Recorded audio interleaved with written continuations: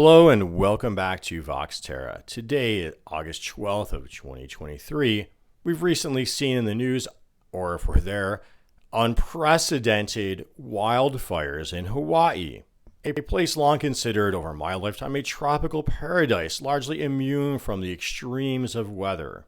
The historic town of Lahaina burned to the ground, and as of August 11th, at least 55 people noted as dead.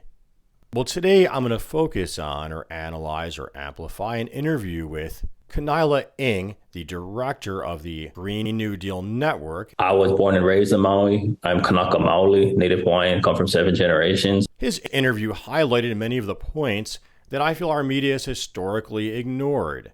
And they've ignored these points due to the influence of the petrochemical fossil fuel industry within our media.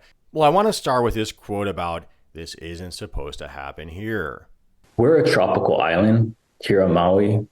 We're not supposed to have wildfires. Where flooding and extreme weather and wildfires seem to be striking, feels like anytime, anywhere. And to me, while he didn't mention this specifically, this is where our media has really been just portraying all of these increasing extreme and what used to be called freakish weather events in isolation. And unlike most pundits and politicians, does tie it back to the climate crisis or to climate change. Yeah, so there's two facets to this. First is climate change. The National Weather Service says the cause of this fire was a downed power line and the spread because of hurricane force winds, and the spread was caused by dry vegetation and low humidity. Those are all functions of climate change. So what I believe he means by function of climate change is what I often refer to as climate change mechanisms, how our heating planet is setting all of this in motion. If you're new to my show, well, I've said it to you plenty of times before in the past.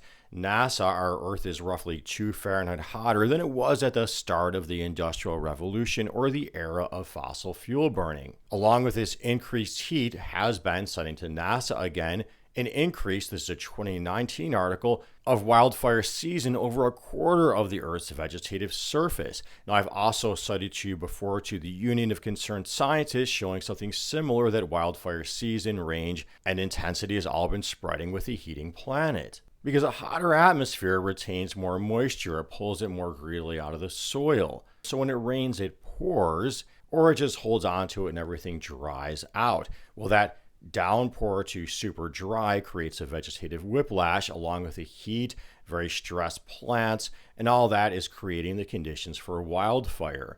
Along with the higher nighttime temperatures, things don't cool down like they used to, so the fires don't stay as contained as easily. That heating Arctic, well, that's throwing off all the atmospheric circulation patterns as well as oceanic. Another reason we're seeing it shouldn't happen here, weather conditions. Please remember there are feedback loops kicking in now, meaning this situation is taking on a life beyond just the burning of fossil fuels, which is why this should have been stopped or at least scaled back a long time ago, but we still should do it now. Well, unlike many we hear talk about climate change within much of the media and politicians, those who do have the courage to talk about it, pins it back on fossil fuels and the oil industry. Climate pollution, corporate polluters that set a blanket of pollution in the air that is overheating our planet, caused the conditions that led to this fire. That blanket, that heat trapping blanket, well, that's simple greenhouse gases, and that's been known about for going back decades, even possibly more than 100 years, based on what I've been looking at NASA. Now, he says this shouldn't be political. This isn't disputable. This isn't political. It's unfortunately, it has become politicized, but it's a matter of fact. But part of the reason it's political is because nobody really knows much about the greenhouse effect. And the reason they don't, in my opinion, is because of that influence of that fossil fuel industry within our media. But as well as also even our education. I showed you a book called Miseducation, where the author there described fossil fuel influence within the textbook industry to sort of quiet talk about climate change as it's related to the burning of fossil fuels.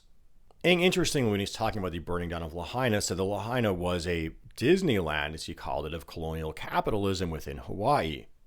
Sure. So Lahaina town was a thriving center of Hawaii. It was like the heart of Hawaii before not just statehood, but before Hawaii was even a territory of the United States. So if you start from one end of Front Street and walk to the other, it's like a Disneyland ride of through the colonial timeline of capitalism in Hawaii, starting from royalty, going to whaling, sandalwood, sugar and pineapple, tourism to luxury. Well, to help shed some light on that, I found for you an 1883 archived New York Times article describing the overthrow by what's described as American business interests, militia, as well as some U.S. Marines, as well as Navy, that overthrew the Hawaiian monarchy.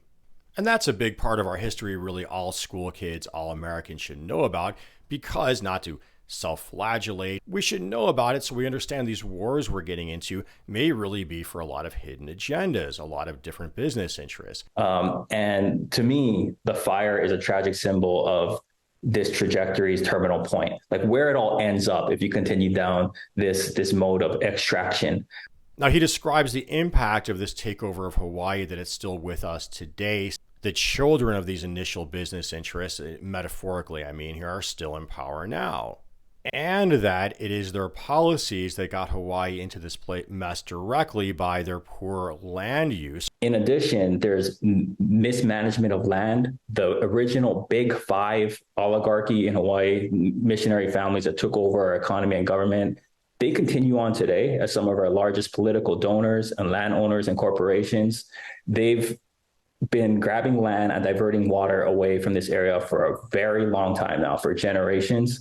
He pointed out that Lahaina was a wetland at one point, and that should take you right back to my video EPA versus Sackett about how the so-called conservative Supreme Court just stripped the EPA of its authority to regulate wetlands.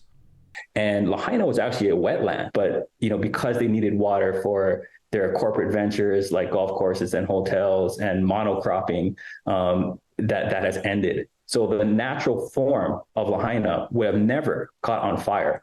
These disasters are anything but natural. Tellingly, Ng has the courage to lay the blame right at the feet of the Republicans, and he brings in Joe Manchin as well as the oil and gas industry.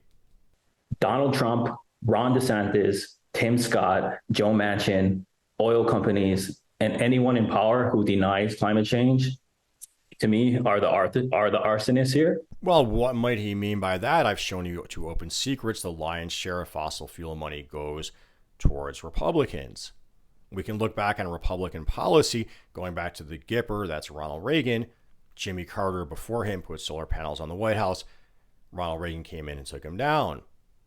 But if you're really into these issues, you'll know that Democrats, while we environmentalists have a foothold in the Democratic Party, and we should all be calling ourselves environmentalists, the Democratic Party is also largely part of that similar business establishment. As bad as Republicans have been by denying climate, Democrats are just as culpable by not doing enough. So Joe Biden has turned out to be very similar to Barack Obama in that, yes, he's done some wilderness set-asides, expanded national parks, done his best with the Supreme Court he's dealing with to expand cleaner, greener energy. But he's also never really mentions fossil fuels as the culprit for the climate crisis. And he has done a lot to help expand that industry using the conflict with Russia as justification. Scientists say that we need to be investing at least $1 trillion a year in the clean energy transition. We need to end and phase out, deny all new fossil fuel permits, and really empower the communities to build back ourselves democratically. That's the solution for it.